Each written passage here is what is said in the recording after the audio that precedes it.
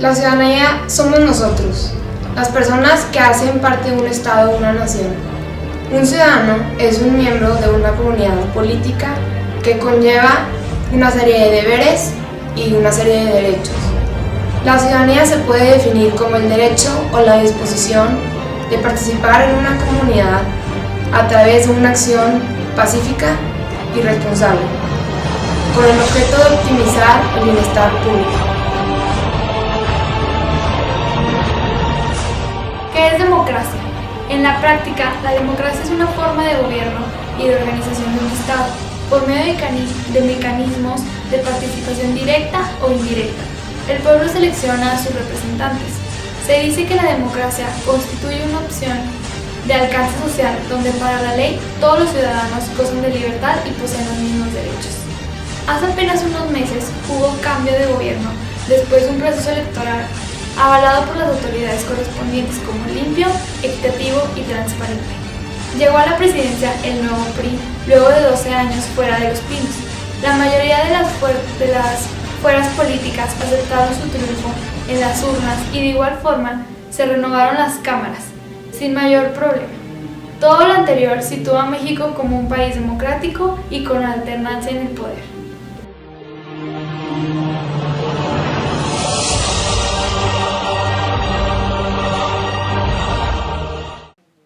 Desde la independencia, que empieza en 1810 la guerra de independencia, con Hidalgo y Morelos y todo eso, hasta 1876, México vivía en revueltas y fulano y tumbaba al otro y volvía a reelegirse y demás.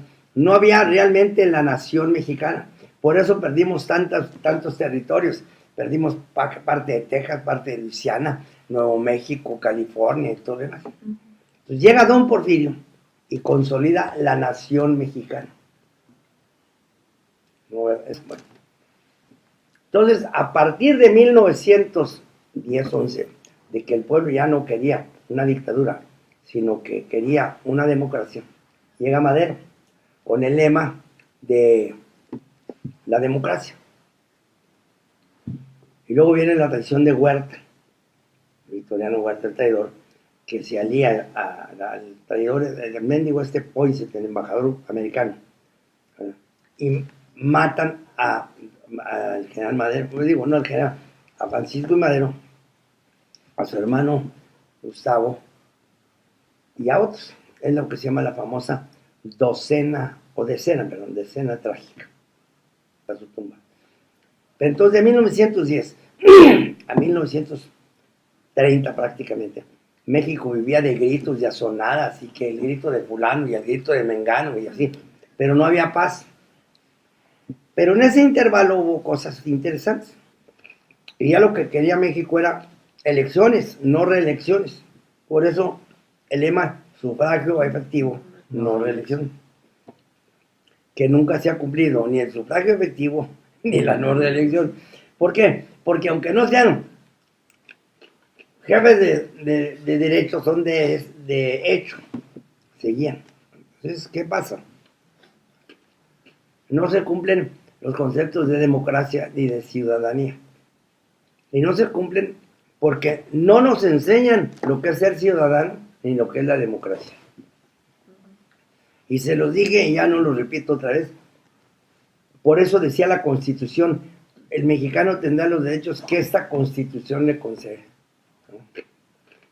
Nosotros tenemos los derechos porque Dios a cada ser humano nos los dio. No es posible, tenemos que cambiar México. Ese es el problema, que quiso cambiar México. Ese es. El fondo, es eso. Y ahorita les platico la última punta que tuvo en el imbécil de Peña Nieto, ahorita te digo. En la oficina de él, allá en México. ¿Qué perfil buscan para Bien. Presidente, por ejemplo, del PRI? Que pues sabemos perfectamente que Peña Nieto no es más Un ratero. que Sí. o sea, Ya, un títere, oíste, ¿no? un ratero. No, nada más un títere. Un ratero perfeccionado. Un perverso, chirría, un asesino. ¿Y cómo? Porque Sí. siempre usaban o sea, los estudiantes. Sí, porque Ah, siempre usan tácticas. Porque los estudiantes Eran los es lo únicos más que limpio se- que hay en el país y con lo que se puede manejar.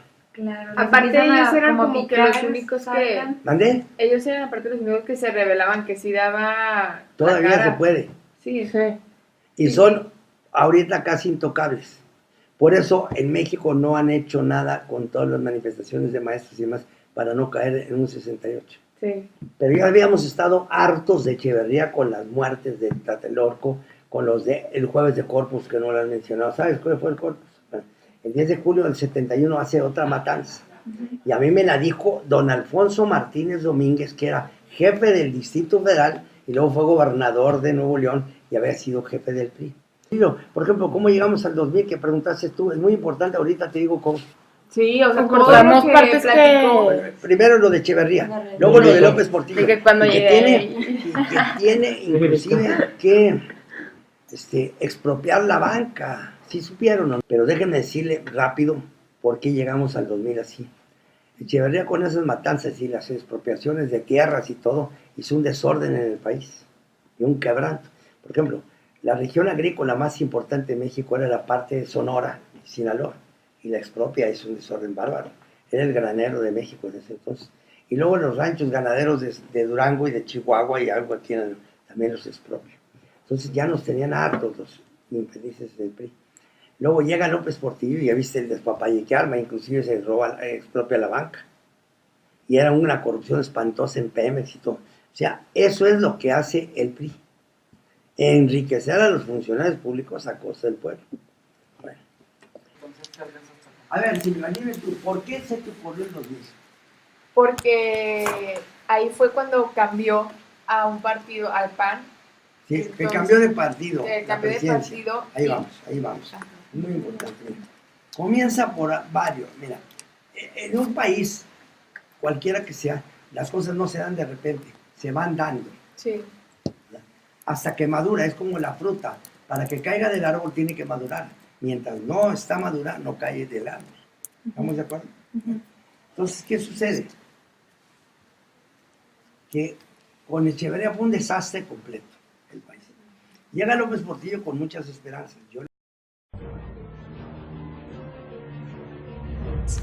¿Cuáles son los retos actuales de la democracia mexicana? Lo que tenemos que hacer primero es reactivar la democracia estancada. ¿Pero cómo reactivarla? Primero, con la participación ciudadana. Existen muchas asociaciones que sirven para sembrar una conciencia cívica en la ciudadanía, informar sobre nuestros derechos, observar las acciones del gobierno municipal y exigir que cumplan su obligación de claridad, transparencia, servicios públicos, seguridad, etc. Luego, la dimensión jurídica. Otro punto es la relación entre la sociedad y la política. Monitoreo de partidos, organismos públicos de derechos humanos, la distribución del ingreso, también la educación y salud y por último la seguridad.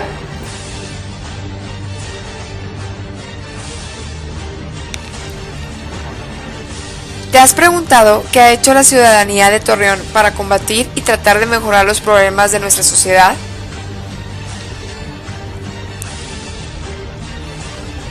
Creo que hacer conciencia con nosotros mismos y con la gente que nos rodea de que estamos pasando por una crisis de seguridad.